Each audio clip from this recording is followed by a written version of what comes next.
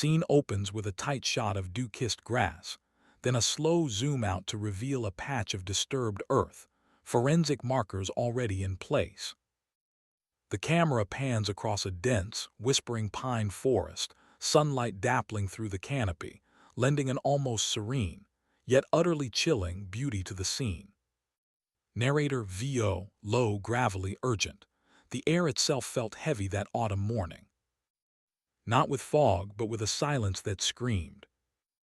A silence punctuated only by the crackle of police radios, the frantic whispers of investigators, and the distant, rising wail of emergency sirens. This wasn't just a crime scene. This was a grave. And beneath the freshly turned soil lay not just a body but a decades-old secret, finally exhumed. Quick cuts, a flash of yellow crime scene tape against dark tree trunks. A detective, face grim, gesturing towards something unseen. A blurred archival photograph of a smiling, dark-haired girl, maybe 16, overlaid with static. The image distorts, then fades. Narrator VO. For years, the town of Willow Creek clung to a haunting question: who murdered Emily Rose? Her disappearance, then discovery, shattered their quiet lives. But the answer, when it finally arrived, was infinitely more devastating than any outsider could have imagined. It wasn't just a killer they were searching for. And that's when investigators noticed something strange. It was a truth so venomous, so deeply entrenched within the very foundations of a seemingly perfect family, that it had remained buried for generations. They mourned in public. They begged for answers. But what if the people weeping the loudest held the deadliest secrets?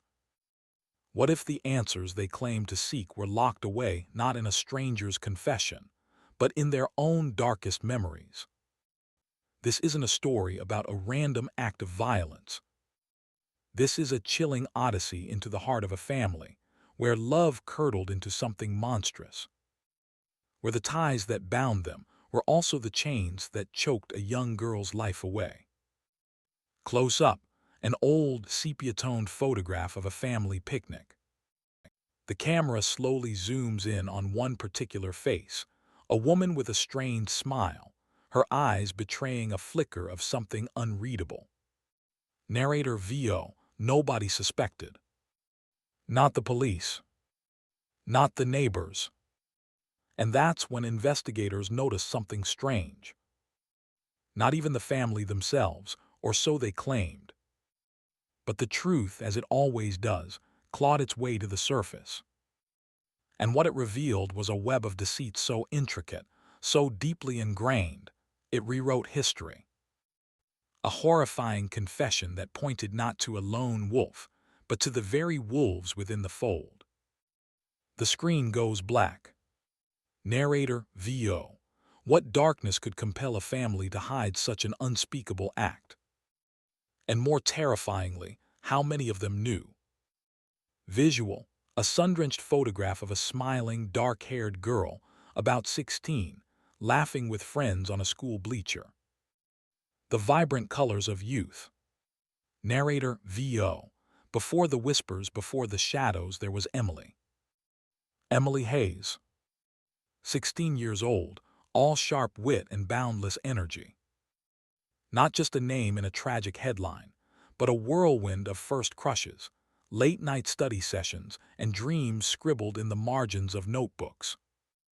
Visual, a montage of quick cuts, Emily in a school play costume, blowing out birthday candles, a candid shot mid-cheer at a basketball game. Voiceovers begin. Friend VO, emotional mid-30s now, she was just life. But what they didn't know was always pulling you into some new adventure. Getting you to try out for drama club, even if you had 2 left feet.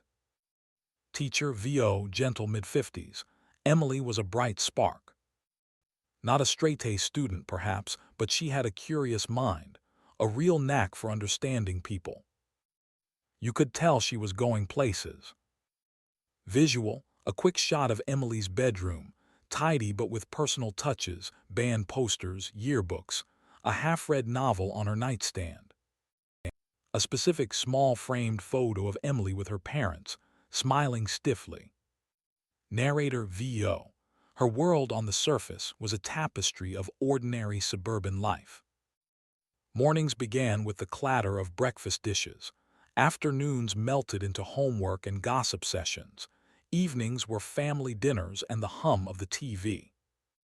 A picture-perfect normalcy, as painted by countless teenage lives. A family unit seemingly solid. Visual, a reenactment shot of a kitchen table, sunlight streaming in. Cereal boxes, a half-full glass of juice. Emily's backpack casually tossed near the door. Time stamp, October 27th, 7:15 a.m. Narrator VO. October 27th started like any other Tuesday. A crisp autumn morning. Years later, a phone call would reveal. Emily left for school, her backpack slung over one shoulder, a quick "love you" tossed over her shoulder to her mother. A routine, almost forgettable moment. Panning shot of an empty hallway in a high school. Time stamp 3:30 p.m. Narrator VO. When the final bell rang that afternoon, Emily wasn't there. Her friends waited at their usual spot by the oak tree. She never showed. Calls to her cell phone went straight to voicemail. By dinner time, a quiet unease had settled over the Hayes household. Then panic. Visual, rapid cuts, a missing person flyer with Emily's photo, frantic parents on the phone, police cars arriving at a suburban house in the fading twilight. Narrator VO. The initial search was swift, desperate. Neighbors combed the streets, flashlights cutting through the deepening dusk. Hours bled into a sleepless night. The next discovery changed everything. Then just before dawn, a discovery. Not in the bustling town, not on a dark street but tucked away out of sight. Visual, a brief, blurry reenactment of police tape being unfurled around a wooded area just off a quiet road. Close up on a detective's grim face, illuminated by a flashlight beam. Just silence and a terrible chilling stillness. The illusion of normalcy shattered into a million pieces. Visual, the previously composed photos of Emily now overlaid with a subtle, unnerving static effect, then slowly fading to a monochrome version. Narrator VO. Detective Miller, a seasoned veteran of the local force, remembers the scene vividly. Detective Miller, on-screen, late 50s, tired eyes. It was confusing. No clear motive. No obvious leads. It felt surgical. Years later, a phone call would reveal. Visual, an old evidence board, barely visible with photos of the crime scene, a map, circled names. Red string connecting nothing. Narrator VO. The investigation roared to life, then stalled just as quickly. Every angle was pursued. Runaway theories were quickly dismissed. Stranger abduction. Possible, but the lack of forensic evidence at the scene was baffling. There was no forced entry, no struggle, just Emily. Visual, a quick montage of blurred faces, initial suspects, brief police interviews, then their files being closed. But every path led to a dead end.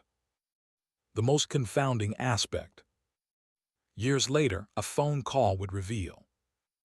All initial evidence pointed asterisk away from the family. They were devastated, cooperative, and seemed utterly without answers. A family consumed by grief, not guilt. The police believed them. Why wouldn't they? Visual, the monochrome photo of Emily slowly becomes sharper, more vibrant again, but now with a subtle overlay of a single, almost imperceptible crack across its surface. The image holds. Narrator VO. Years would pass. The case would grow colder. But the silence surrounding Emily's death wasn't just about a missing killer. It was about a truth, meticulously buried, aching to be heard. A truth that for decades, no one dared to even whisper. Sound, a subtle, low hum, then a barely audible whisper of wind through trees, almost a sigh. Narrator VO, what had they truly overlooked? Narrator VO, decades melted into history. The yellowing newspaper clippings faded, their bold headlines blurring into whispers. Emily's murder became another unsolved tragedy, a ghost in the small town's collective memory. The truth was hiding in plain sight. For years, the boxes of evidence gathered dust in a forgotten corner of the police archive, a mausoleum of unanswered questions. Visual, time-lapse effect showing seasons changing over a police station. Dust motes dance in sunlight through archival shelves. Hands in white gloves carefully lift a heavy, grimy box marked EMILYREYNOLDS, Homicide 1987. Narrator VO, but the silence wasn't absolute. In the quiet halls of justice, a new generation was emerging. Armed with fresh eyes and revolutionary tools, they began to exhume the past. Detective Anya Sharma, a rookie with an old soul, was assigned to the newly formed Cold Case Initiative. Her first task, the Reynolds File. Visual, close-up on Anya Sharma's intense, focused face as she reads through handwritten notes. Hundreds of pages, dozens of dead ends. The initial investigation had been thorough, yet utterly blind. Sharma spent weeks submerged, tracing every dismissed lead, every forgotten interview. She felt the weight of Emily's unseen gaze, the injustice clinging to every paragraph. And that's when investigators noticed something strange. Visual, montage of old crime scene photos, blurry and desaturated, interspersed with Sharma meticulously comparing details on a digital screen. She zooms in on a tiny detail in a photo. Narrator VO. Then, deep within a faded photograph, something flickered. A detail so minor, so easily overlooked, it had been dismissed as irrelevant. The original detective saw a muddy footprint near the back gate, attributed to a stray animal or a curious neighbor. But Sharma noticed something else. A pattern faint but distinct, not just mud, but a specific soil composition. A type of soil not native to Emily's backyard, nor the nearby woods. Visual, extreme close-up of the photograph, zooming to the footprint. Then, a split screen showing the old analysis next to a modern forensic lab, with samples being compared. Narrator VO. Modern forensic soil analysis, a science barely in its infancy in 1987, revealed a startling truth. The soil contained microscopic particles, consistent with clay from a very specific, privately owned quarry miles away. A quarry known only to a select few in the community. Someone had driven from that quarry, or had been to it recently, before arriving at Emily's house. And they knew the area well enough to access her property through a hidden path. Years later, a phone call would reveal. The footprint wasn't a fluke. It was a signature. A clue pointing not outwards, but inwards. Visual, Sharma looks up from the report, her eyes widening, a profound realization dawning on her face. The quarry location is highlighted on a map. Then a line traces back to Emily's house, revealing a circuitous route. Narrator VO. This single, almost invisible detail shattered the narrative. It redirected the entire investigation. It suggested a familiarity, a calculated deception that went far beyond a random act of violence. It suggested someone *close*. Someone who operated with the quiet confidence of unquestioned access. Sound, the low, ominous hum returns, growing slightly in intensity. Narrator VO. The official record stated no family connection. No clear internal suspects. But what if the records, the assumptions, had been fundamentally wrong? What if the truth was hidden not just by time, but by design? What unspeakable secret had been so meticulously guarded for so long that it allowed a killer to walk free? The hunt for Emily's murderer had just begun again. And that's when investigators noticed something strange. And this time, it was aimed directly at the heart of her own world. Visual, a rapid montage. Close-ups of old family photos, faces smiling, then slowly distorting or cracking. A door slowly creaking open into darkness. A single eye wide with fear. The screen fades to black, leaving only the chilling hum. The silence of decades was a shield, forged not just by time, but by design. What unspeakable secret had been so meticulously guarded for so long that it allowed a killer to walk free? The hunt for Emily's murderer had just begun again. And this time, it was aimed directly at the heart of her own world. The new cold case unit, led by Detective Miller, didn't just re-examine evidence. They peeled back layers of memory. They revisited every interview, not for what was said, but for what was unsaid. The averted gazes, the sudden changes in tone, the topics quickly brushed aside. It was a language of shadows, spoken only in the quiet corners of the past. Their focus narrowed. The truth was hiding in plain sight. Back then it was dismissed as youthful indiscretion, a rough patch. Now Miller saw a canyon. They dug deeper. Old local newspaper archives revealed nothing about Carol's trip. Neighbors recalled hushed conversations, a sudden pall over the household. No one truly talked about it.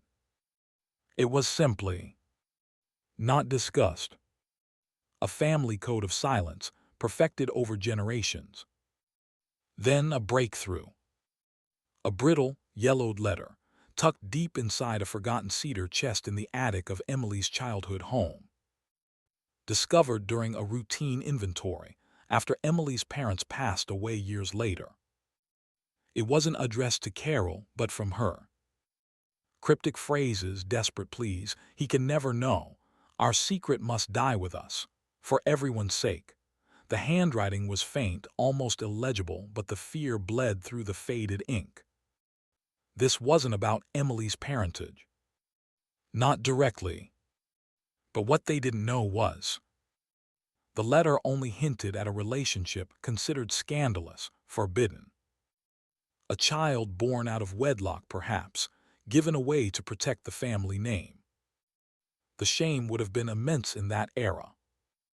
The investigators imagined the whispers, the averted eyes at family gatherings. How a secret like that could become a living, breathing entity, shaping lives, dictating silences. It explained the guardedness, the almost unnatural cheerfulness Carol had always projected. A lifetime spent overcompensating, burying a truth too painful to bear. Then a fresh tremor. Emily's old diary. Not the official evidence from 40 years ago, but a smaller, private notebook found by her cousin tucked inside a forgotten school book. It contained typical teenage musings, but buried within its pages were increasingly frequent, anxious entries. And that's when investigators noticed something strange. Aunt Carol is so weird sometimes. She almost told me something today, then she just stopped, and then a more chilling entry dated just days before her murder. I found something. About Aunt Carol. I don't know what it means, but it's really, really bad. And she had uncovered something that someone was willing to kill to keep buried forever. And what exactly had Emily found that was so damning, so utterly destabilizing to their carefully constructed world? The quiet hum of the cold case unit's computers was a stark contrast to the earthquake brewing in the files. Detective Ramirez tapped a faded birth certificate. Not Emily Davison's. It was Margaret Hayes. Different names. The next discovery changed everything. Different dates. But a single, undeniable truth emerged. Emily wasn't Sarah and Robert Davison's daughter. Not biologically. The life they'd presented to the world, to Emily herself, was a meticulously crafted lie. Inside, a faded photograph of a young Margaret, heavy with child, clutching a letter written in a frantic, shaky hand. "I can't keep her. Sarah and Robert will take her. It's the only way." The world tilted. Emily's Aunt Margaret. Her mother Sarah. Her entire identity, a cruel illusion. Emily's frantic searches led her deeper. Years later, a phone call would reveal. Old hospital records, birth announcements that never quite lined up. She was the ghost in their family portrait, a secret born of scandal, handed off to avoid ruin. Margaret, the beautiful, quiet sister, had carried a secret child. The father, a married man, a pillar of their small community, whose exposure would have shattered not just Margaret, but the entire Davison legacy. This was the truth Emily carried with her that last day. The last entry in Emily's hidden diary, barely legible, scrawled in fear. "She knows I know. She said I could ruin everything," she asterisked. The pronoun, dismissed for decades, now screamed. Detective Miller held up a magnified image. A tiny fragment of skin caught beneath Emily's fingernail. Too small for early DNA analysis. And that's when investigators noticed something strange. Now technology had caught up. The results were devastating. The DNA matched Margaret Hayes, Emily's biological mother. The woman who had given her away. The woman who had, years later, taken her life. The arrest was a quiet, brutal affair. Margaret, frail and gray, sat in her living room, the same room where Emily had spent countless childhood hours. "Why, Margaret?" Ramirez asked, the standard question, hollow and heavy. Her voice a whisper. She was going to tell everyone. Years later, a phone call would reveal. She couldn't understand. The shame would have destroyed us all. Everything we built. It would have meant nothing. She clutched a worn photograph, not of Emily, but of her own youth, beaming, untainted. Emily's murder wasn't a crime of passion in the traditional sense, but a cold, calculated act born of terror. Terror of exposure. Terror of losing the carefully constructed facade of respectability. Margaret had spent decades living with the secret. She'd given up her daughter, watched her grow up as her niece, all to protect herself and her family from a truth too ugly to face. When Emily threatened to tear down that wall of lies, Margaret had chosen the wall over her daughter again. The dark secret wasn't just what happened, but who they truly were beneath the polished veneer. The truth was hiding in plain sight. The courtroom silence after Margaret's verdict was deafening. Emily's echoes and her mother's chilling choice resonate forever. This wasn't merely murder, it was a family's detonation. A truth buried for decades erupted, leaving ash in one question: what cost our image? Emily's vibrant smile, a ghost in faded photographs, reminds us of a life stolen by her own mother. The secret wasn't just a lie. It was a prison, its walls built by denial, each truth buried until it consumed Emily entirely. We've witnessed how one desperate choice festers. How deceit once sown yields tragedy. Margaret thought she protected her world, her reputation. In her grip she lost everything, her child, her freedom, all for a monstrous secret. This story compels us to peer into the quiet desperation breeding such acts. How many unspoken truths linger beneath perfect facades? How many families unknowingly build cages, believing they protect, when they only imprison? Emily's case is a stark monument to secrets, destructive power. It asks what truly defines a family. The truth was hiding in plain sight. Blood or unwavering commitment to truth and unconditional love, however painful.